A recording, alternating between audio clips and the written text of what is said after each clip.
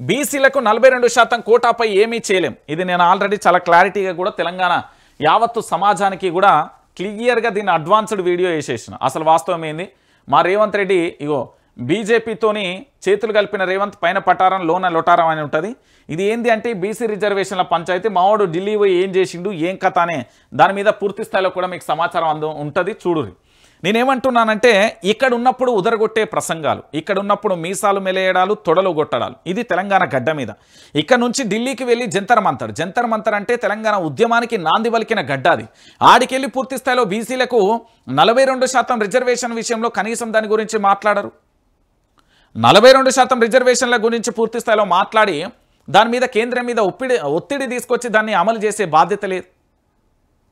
అరే ఇంతకంటే దారుణం, ఇంతకంటే ఘోరం ఇంకేముంటుందన్నా? మాటలకు మాత్రమే పరిమితమైన ప్రభుత్వాలను, చేతలలో లేని ప్రభుత్వాలు మనకెందుకు అంటున్నారు తెలంగాణలో ఉన్న 4 కోట్ల మంది. ఈ తెలంగాణలో ఉన్న 4 కోట్ల మంది ప్రజలు అడుగుతున్న విషయం ఇది. తెలంగాణ ప్రాంత ప్రజలు అడుగుతున్నారు 42% రిజర్వేషన్ తీసుకురాని ఈ కాంగ్రెస్ పార్టీని పట్టుకొని ఇంకా మీరు కుక్కతోక గోదావరి ఈగినట్టు అవుతుంది ఈ కాంగ్రెస్ పార్టీని మీరు నమ్మితే. ఇప్పటికే మనం నానా సంకలనాకాలు చెప్తాం తెలంగాణ రాష్ట్ర వ్యాప్తంగా కూడా. ఎందుకంటే మనం ఇప్పటికీ చాలా ఇబ్బందికరమైన పరిస్థితిలోకి ఎదుర్కొంటున్నాం. రైట్, అసలు సినిమా ఇప్పుడు స్టార్ట్ కాబోతుంది. మీకు తెలుసో లేదో చూసిరా, చంద్రశేఖరుడు తెలంగాణ 4 కోట్ల మంది ప్రజలే కాదు, ఆంధ్రప్రదేశ్ ఇతర రాష్ట్రాలు కూడా పూజిస్తున్న గొప్ప వ్యక్తి ఆయన. రాజకీయం అంటే గిట్ల చేయాలబై అని చెప్పిన గొప్పోడు నిజంగా కూడా. ఈ విషయంలో ఎలాంటి డౌటు లేదు. చూడండి, రంగంలోకి గులాబీ బాస్, సీరియస్ కార్యాచరణ రూపొందిస్తున్న కేసీఆర్.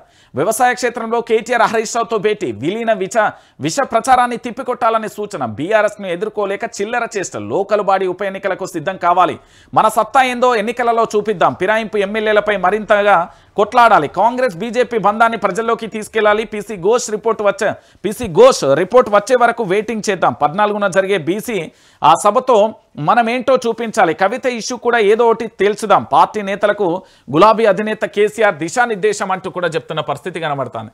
ఇక బీఆర్ఎస్ పార్టీపై జరుగుతున్న తప్పుడు ప్రచారాలను సమర్థవంతంగా తిప్పికొట్టండి, కాంగ్రెస్ బీజేపీ మధ్య ఉన్న స్నేహ బంధాన్ని ప్రజల్లోకి తీసుకెళ్లాలి, ఎన్నికల సమయంలో ఇచ్చిన హామీలను పక్కన పెట్టి కాంగ్రెస్ పార్టీ చేస్తున్న కుట్రలను బయట పెట్టాలి, నీళ్ల కోసం ఎరువుల కోసం కన్నీళ్లు పెడుతున్న అన్నదాతలకు అండగా ఉండాలి, వాళ్ళ తరపున ప్రభుత్వంతో మరింత సమర్థవంతంగా కొట్లాడి సమస్య పరిష్కరించాలి, ఈ నెల 14న జరిగే సభతో బీసీ నినాదం మరింత బలంగా వినిపించేలా ఏర్పాట్లు చేయాలి, తొందరలో రానున్న ఎన్నికల కోసం కేడర్ సమాయత్నం కావాలని బీఆర్ఎస్ అధినేత కేసీఆర్ పార్టీ శ్రేణులకు దిశానిర్దేశం చేసిండు అంటూ కూడా చెప్తున్న పరిస్థితి కనబడుతుంది.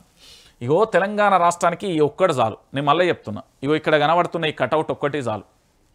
ఎందుకంటే తెలంగాణ రాష్ట్రంలో వాస్తవాలను నిజంగా చెప్తున్నా చాలా అద్భుతంగా అభివృద్ధి చేసిండండి, చాలా అద్భుతంగా అభివృద్ధి చేసిండు.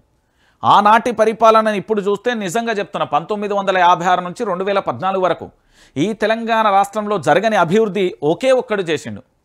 యుగానికి ఒక్కడు పుడతారు చూడురి, అలాంటి హీరోయిన్ కేసీఆర్. నేను చెప్తున్నా కదా, ఎందుకంటే ఆయన చేసిన అభివృద్ధి కళ్ళ ముంగట కనబడుతుంది. కాళేశ్వరం రూపంలో కళ్ళ ముంగట, కలెక్టరేట్ బంగ్లాలు, ఇప్పుడు ఇస్తున్న ఇండ్లు ఇందిరమ్మ ఇండ్ల పేరుతో ఇస్తాలు అవి కేసీఆర్ వచ్చింది. దాంతోపాటు సచివాలయం, 125 అడుగుల అంబేద్కర్ విగ్రహం, అమరవీరుల స్మారక చిహ్నం, దాంతోపాటు రోడ్లు, ఇంటింటికి నల్ల, KCR kit, Kalyana Lakshmi, Shaadi ముబారకు, nutrition kit, ఇట్లా చెప్పుకుంటూ పోతే ఎన్నిలో తెలంగాణలో అభివృద్ధి. వ్యవసాయానికి సంబంధించి రైతు భరోసా, రైతు బీమా, పింఛన్లకు సంబంధించి పెంపు, ఎన్ని రకాలుగా చేయలే కేసీఆర్ అంటే అభివృద్ధి అంటేనే కేసీఆర్. సో కేసీఆర్ సైలెంట్గా ఉన్నాడు అంటే దాని వైలెన్స్ భయంకరంగా ఉంటుంది. ఉద్యమ సమయంలో చాలా వరకు మేధావులు మాట్లాడుతుండే, అప్పుడు నిజమైన మేధావులు ఉండే, ఇప్పుడు అంతా చిల్లరగాళ్ళు ఉన్నారు. కానీ అప్పుడు నిజమైన మేధావులు అని నేను ఎందుకు వాళ్ళకి తెలుసు, నేను ఎవరెవరి గురించి మాట్లాడుతానో వాళ్ళకి తెలుసు. కానీ నేనేమంటున్నానంటే ఆ మేధావులు మాట్లాడుతూ ఉంటే కేసీఆర్ ఆ పేరు చెప్పగానే 6 నెలల్లో 2 అడుగులు వెనకేస్తుంది, తర్వాత దాదాపుగా 60 అడుగులు ముందుకేసి పోరాటం చేస్తుంది. అద్భుతమైన పోరాటం. ఇంకా మళ్ళా కేసీఆర్ జోలికి రావాలంటే గజ అని వనికేది ఆంధ్ర పెత్తందారి వ్యవస్థ. సెంట్రల్ను కూడా ఓ రకంగా పోపిచ్చిండు కేసీఆర్.